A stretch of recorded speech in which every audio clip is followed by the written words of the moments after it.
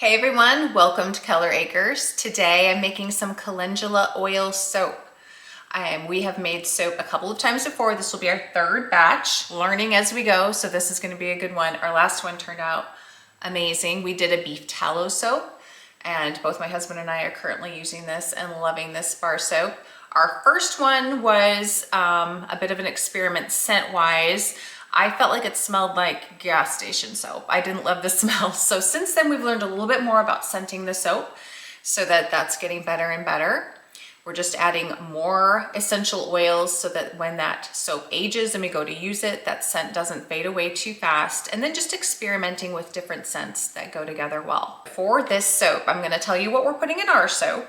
There's lots of different things you can put in your soap, lots of different oils and fats you can experiment with, and there is a calculator out there to help you calculate the exact amount that you need. Soap calc is what that's called. You'll want to check that out. The batch we're making today is going to be about 2 pounds of soap.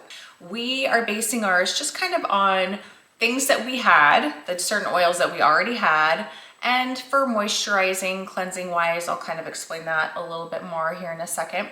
You of course need some sodium hydroxide. We have to make lye. All bar soap does have lye in it, so that's not something that you cannot add. The lye, you want to be very careful, so you need to have some safety goggles, and you're going to need some gloves. Got my gloves over here. You're also going to want to be wearing long sleeves, long pants, and have your feet covered, you know, either socks, closed-toed shoes, that kind of thing, just because the lye is something that could be very harmful to your skin if you got it on your skin. You don't want to get it on your skin at all, so that's what we're trying to protect. Got to be careful with the lye. There are lots of videos out there you can watch on this, just so that you feel more comfortable. I needed to do that for myself to feel a little more comfortable using the lye, because you do need to be very careful. Also, you want to make sure there's no kids or dogs in your space while you're doing this, just in case, just to make sure that they weren't to actually accidentally get burned in the process of your soap making. Other than that, it's going to be pretty easy going. So the sodium hydroxide, again, you want to make sure that it is 100% pure. And we're going to measure that out on its own into a container. For our recipe, we are using 70 grams. And we're going to be mixing that into our distilled water. You want to use distilled water because tap water can have impurities in it that could make your soap just not last as long. So use the distilled water. And the distilled water, we're using 160 grams for our batch of soap. So here in a minute, our first step is going to be to mix the lye. We're going to be mixing our sodium hydroxide into our water. So that's another thing you need to know is you don't pour the water into the sodium hydroxide, otherwise it's going to potentially cause a big poof of chemicals. That's kind of how I took it anyway. It could be bad. You want to add very slowly, mix in your sodium hydroxide into your water.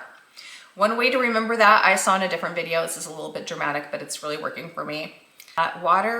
Mixing water into lye, you will die. That's terrible. Anyway, that's very dramatic, but if you can remember that, then you'll remember that you want to mix the sodium hydroxide into your water. So anyway, we are going to be getting to that in a minute. You're going to need a container to mix your oils in. Now, if you're using some oils and fats that are not liquid, which we are doing, you will need to melt those. So you'll melt those first into your container. Well, we'll be getting to all that in a minute. First, I'll just go through what all we're putting in this recipe. So we are using mostly calendula oil. As I said, this is going to be a calendula oil soap. We have a video out there on how you can start your own calendula oil. It's very simple, and calendula oil is really, really good for your skin. That's why I'm really excited to do this one. We have not done a calendula oil soap yet. Our last one was beef tallow, beef tallow is a great fat to put in your soap also. So calendula oil, we are going to be using 175 grams. Have that measured out. We're going to be using coconut oil. The coconut oil has good cleansing properties, and that's why we're adding that into our soap. We are using 125 grams.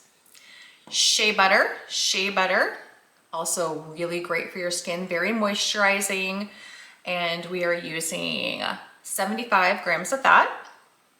Mango butter. So we didn't have a whole lot of mango butter left. So we are using the amount that we have left, which that's where the soap calc comes in. Since we knew that we only had a small amount, it helps calculate the percentages. So we were able to put that in our very small amount, which is 35 grams. We're going to be using 25 grams of castor oil. Castor oil also very moisturizing. And then we are using 65 grams of sweet almond oil. Sweet almond oil is very moisturizing as well. This calendula oil that we made with olive oil, and you can also do some with other kinds of oils. We have one going right now with almond oil. So you can look into that further. Watch those other videos if you're interested on the calendula oil. So I guess I did want to mention that olive oil is what our calendula oil is made with. Also, you're going to need your essential oils. So whatever oils you want to scent yours with, depending on the kind of scent that you like. So many things you can experiment with scent-wise. We are going heavier on the essential oil, like I said, just so that as the soap ages and sits, that scent will hopefully stay in there better. And we are using 30 grams. I am using a combination of lemon and lavender. Smells really good. Also, we're going to be coloring our soap today. This is all natural, so this is a great thing to color your soap with. You don't have to color your soap, and we did not color this soap, and so this is what it will look like if you don't color it. But if you do color it, you can do, some people get really fancy, do swirls and things like that. We are simply going to be coloring our soap orange today just because it's a calendula oil soap. So we figured we're gonna make it orange. So we have that already mixed up. All you wanna do is mix in a little bit of that powder with water, and then we'll be mixing that in later. We'll get to that. Another thing you're gonna need, obviously, is a soap mold. The silicone ones are really great because this is gonna be easier to get your soap out of in a couple of days after it's set when we go to cut it. So these silicone ones are pretty cheap, easy to use. You're also gonna need an immersion blender. That's what we're gonna be blending with. So that's it for everything that you need. All the tools you need. Oh, also a spatula. Have a spatula on hand. That's good we're gonna need that to stir in, possibly to do a little stirring with our coloring, unless we do that during the blending phase. Also, we'll have to stir in our essential oils at the very end. So have a spatula handy and ready to go. So like I said, we are gonna start by making our lye, mixing our sodium hydroxide into our water. We're actually gonna be going out to the garage to do that because that way we can have the garage doors open. You want to be in a very well ventilated area because the fumes from that are very, very strong. So let's get out to the garage. All right, we're gonna get ready to slowly pour in our sodium hydroxide into the water. I'm gonna stir as I pour. This is gonna get cloudy, and it's also going to get really hot. It's gonna get up to about 180 degrees. We're gonna wanna stir this together until it's clear. Then we'll know we're done. Then we're gonna let this sit here until we have everything else melted. I get my other stuff melted and let it cool down a little bit. So how you will know if your sodium hydroxide isn't good anymore, it won't get hot. So you'll see kind of some fumes coming up out of it. That's normal. Again, just make sure you're trying not to breathe those in. All right, it's all cleared up now. So we're gonna go ahead and let this set for a little bit, like I said, so it cools down while we're getting our other oils and fats ready. While the lye is cooling, I'm gonna go ahead and melt together my coconut oil and my mango butter and my shea butter. You can also do this in a double boiler. I just prefer the microwave. So if you're using the microwave like I am, you just wanna keep this in short bursts so that you don't damage any of the moisturizing properties here in your butters and oils. So we're just I'm going to go ahead and just every 30 seconds or so give this a stir. We don't want this to get too hot. Okay, I have my coconut oil, mango butter, and shea butter melted together. That took 2 minutes in the microwave, and I did stir it frequently. So now we're gonna add in our other oils. Our calendula oil, Make sure I set my, whoops. I wanna make sure I don't accidentally put in my essential oil, get that out of the way. Don't wanna add that in quite yet. So it's just our almond oil, castor oil. All right, get this stirred up. We're gonna wanna check the temperature of our oil mixture and our lye. We're wanting them to be around 100 degrees, but they need to be within 10 degrees of each other before we mix the two together. So the temperature of your oil and lye needs to be between 80 and 120. We're shooting for around 100 to 110. So let's check the temperature of our oil. All right, our lye and our oil mixture has cooled to around 107. So we're gonna add our lye to our oils, and then we're going to be mixing with our immersion blender.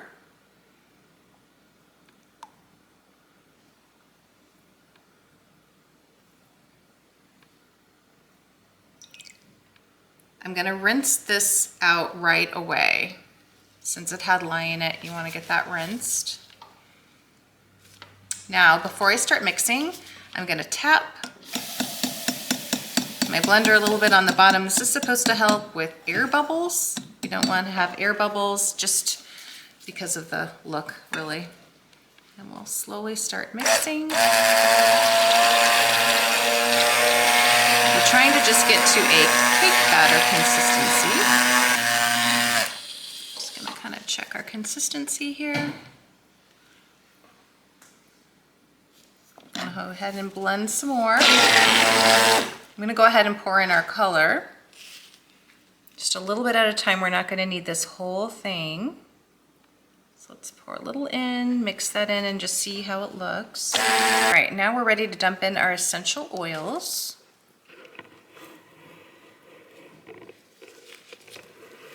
And I'm just gonna mix that with a spatula. Get that all mixed in. And if you want a little more coloring, you can also add in more coloring if you are adding that, just to get to that desired color that you're looking for. All right, now we're gonna get this into our soap mold. Kind of a nice little apricot-y color. Kind of fun. I'm excited to experiment a little bit more with swirls one of these days, but again, this is just batch number 3 for us, so that will be in the future. All right, smooth it out with your spatula. Okay, this is gonna sit in our mold for about 24 hours, and then we'll be able to take it out and cut it into bars. Okay, it's the next day and we're ready to cut our soap. So just wanna let you know, in case you notice, this is not looking like as much as we originally said. It was supposed to be 2 pounds of soap, but something to know about the soap calc is if you change anything, we ended up changing the recipe before we started. My husband was helping me with it. And because we made a change to it, it defaulted back to just making a pound, and we didn't catch that. So when I measured everything out, I just went with the measurements that soap calc told me to use, and that was based on 1 pound instead of the 2 pounds that we were gonna make. So it's just gonna be smaller bars, which is totally fine. But just in case you're using soap calc, make sure if you put a recipe in and then you change it, check to see what your end weight is gonna be, just to make sure that that isn't happening to you. All right, so you just wanna loosen this from your mold. Pop it out, it should pop out pretty easily. Then it's kind of nice to have a soap cutter. Got my soap cutter and cut them into obviously whatever size bars you want. And again, like I said, ours are going to be a little bit smaller than we originally planned. I'm just going to start in the middle. If they're smaller, I might make them a little bit thicker than I otherwise would, but look how cute. So cute. Some of these supplies you can get on Amazon, of course. And if you have a Hobby Lobby nearby, that's where our little soap mold came from. They have a few things, maybe not a lot, but a few. Also, some people like to cut the end on the ends. They just cut those ends off and throw them out. I'm just leaving them on. These little soaps are just gonna be for us, so it doesn't matter to me that one of them will have a flat end. But if that bothers you, you can just cut it off and throw it away or do whatever. Use it for hand soap. I've got 8 cute little bars of calendula oil soap.